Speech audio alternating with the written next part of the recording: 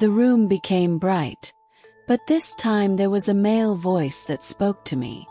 A woman was there too. As I had been to church recently, I asked them if they were Jesus and Mary. They replied, "Sort of. You can call us that if you like, but we are much, much older."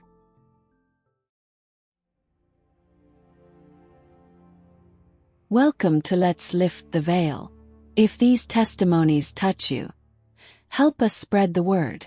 Like, comment, share, and subscribe. Every interaction helps these extraordinary voices be heard by as many people as possible. Keep sharing the light. Stay curious. Stay open. Let's lift the veil together. While in the middle of an emergency C-section, I watched myself flatline as my pulse slowed. I heard my mother call out. The room got brighter. It was quiet, but I felt so much love surrounding me. I was standing in a room, but it was too bright to see, like standing in a long white room with all the lights turned on.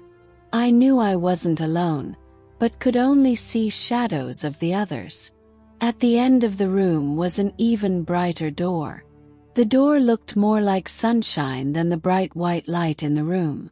One of the shadows closest to me spoke to me by saying my name. I asked her who she was, and she replied, "Your grandmother." At this point, all my grandmothers were still alive, yet one had cancer at the time. I responded with, "But you're still alive." She responded back with, "Time is different here." She then told me that I had something important to do, and I could not stay with her. At the beginning of my experience, I was holding my baby. But by the time my grandmother spoke, I was not holding her anymore. Strangely, I was not concerned about it at the time. While I was asking her what I needed to do, the room got darker. Then I woke up. A surgery that should have taken a few short minutes took over 4 hours. During that time, I had no heartbeat for a bit. My daughter too also had no heartbeat for a small while, but they revived her before me. This explains holding and not holding the baby. But this isn't the first time I was told that I had something important to do and could not go with my grandmother. The first time was when I was 7 or 8 years old, and our car went off the road. The emergency crew worked on me from the time they pulled me out of the car until the ambulance made it to the hospital. I remember most of the trip, but from a different point of view. I was floating above the scene the whole time. When I woke up in the hospital, I told my mother of my floating dream. I told her things like, the green car was behind the ambulance. We had picked up 3 kittens before the accident. I told her that 1 kitten did not make it. I told her where they found my brother as he flew out of the car and landed next to a big boulder. I told her about the crowd that had arrived to help us, and I described the clothing of the person who pulled me unconscious out of the car. These were things I could not have known unless I was watching it. After I woke up, I asked about what happened to the red and black ceiling. I liked it better than the boring white one. It was a nurse who told us that was what the floor looked like. Since I was strapped to a bed, I couldn't see the floor. The last thing I remember is the room with the red and black ceiling. It had a strange light fixture that looked almost like a bed with people standing around it. The people were making noises, and they got louder as the light in the room got brighter, until it was just a room with white light. This room was filled with shadows, where an older woman took my hand and led me towards the sunshine. She was telling me it wasn't my time, that I had something important to do, and I could not stay with her.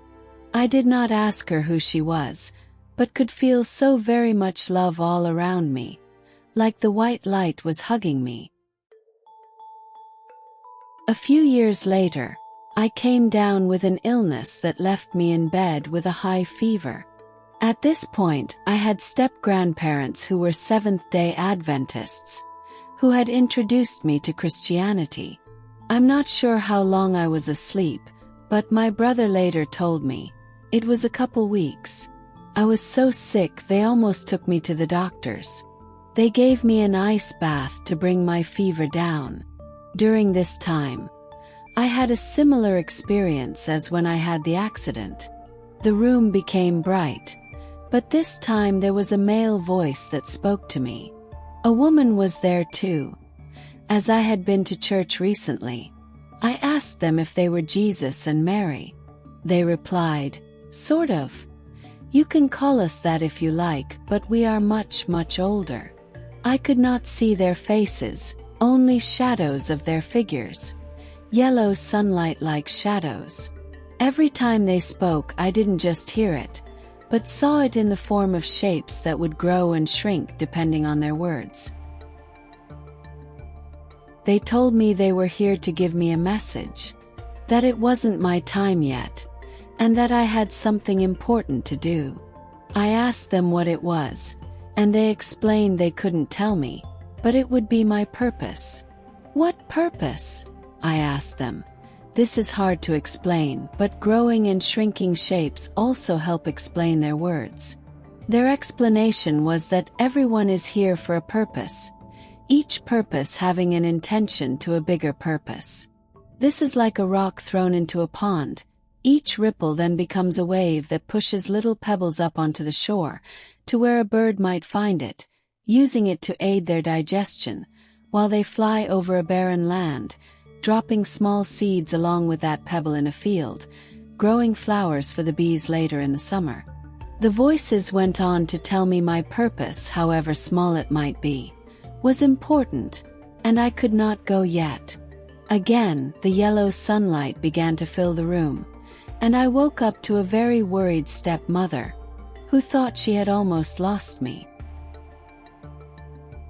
I'm still not sure I know what it is that I am meant to do. But I have become the pebble who causes small ripples that later become huge waves. I started a small sunflower maze 12 years ago.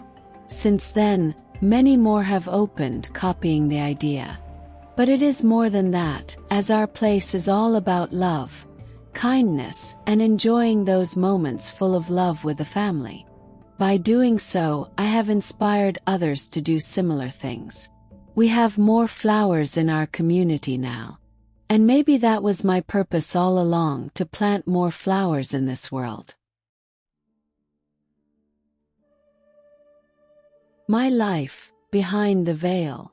I've never really known how to talk about what I experienced without fearing judgment or misunderstanding.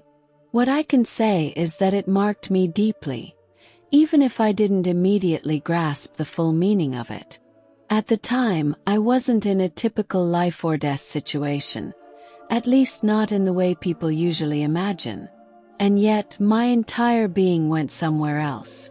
I clearly felt myself leaving my body. I was still me, but free of all pain. The light wrapped around me in a way that's nearly impossible to describe. It was bright, supernatural. I felt like I was in a room full of mirrors and lights, so intense it didn't seem real. My senses were more vivid than ever, but it was the love, the peace and the joy that stood out the most. A total harmony, as if everything made sense, even though I couldn't explain it.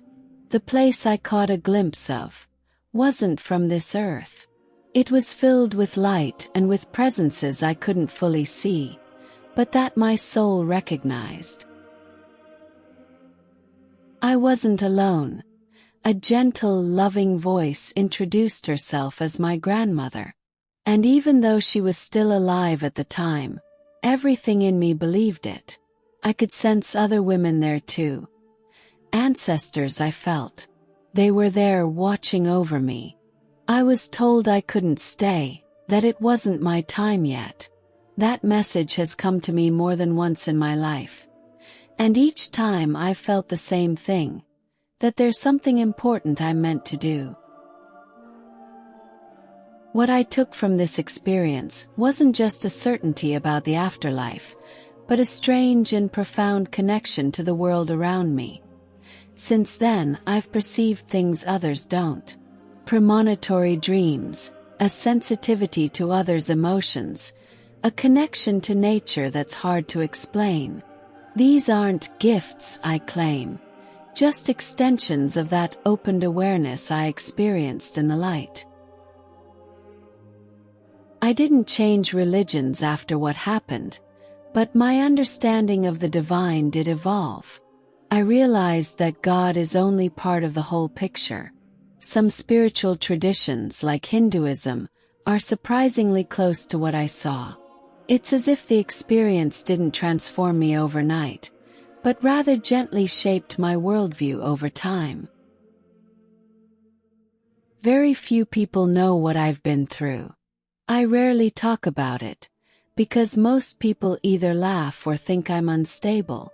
But that doesn't matter. The experience is mine. What I know is that even without words, I was given knowledge. A memory I can't explain, but that lives deeply within me. Thank you for listening to this near-death experience. If this story moved you, please consider liking, commenting, and sharing it. It's a small action for you, but it means the world to this growing channel. And if you haven't already, hit that subscribe button so you don't miss the next journey beyond the veil. Every click helps us give voice to these powerful stories. Take care of yourself and those you love. Until next time, keep sharing the light. Stay curious, stay open. Let's lift the veil together.